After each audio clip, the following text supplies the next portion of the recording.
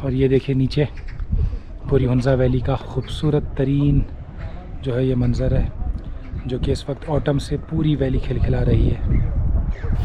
देखें इस तरह की पत्थरों से बनी हुई सीढ़ियाँ हैं ये, और ये 800 साल पहले बनाई गई थी। जिस दौर में कोई टेक्नोलॉजी नहीं थी, तो सोचें कि उस वक्त के लोग कितने मेहनती और साइंसी एतबार से कितने ज़हीन थे। इस तरीके से बल्तीत फोर्ट की चढ़ाई है, सीधी खड़ी चढ़ाई है, जिसमें चढ़ने से जो है हालत पतली हो जाती है और पता चल जाता है अगर आपको वॉक की और हाइकिंग की प्रैक्टिस नहीं है।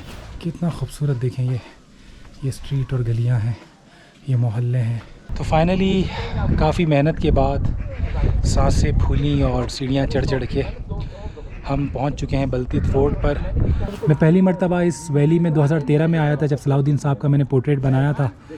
तो सलाहुद्दीन साहब से इसकी थोड़ी सी मुख्तसरन हिस्ट्री जानते हैं। और मेरे पास है मिल्क थिसिल है सर, ये जिगर को प्रोटेक्ट करता है। और लेवेंडर है यस सर, इसका भी बहुत, ये स्किन के लिए बहुत अच्छा है, जिसको नींद ना आ जाए उसके लिए अच्छा है। गुड। बाकी केपर्स हैं, ये शुगर के लिए बहुत अच्छा है।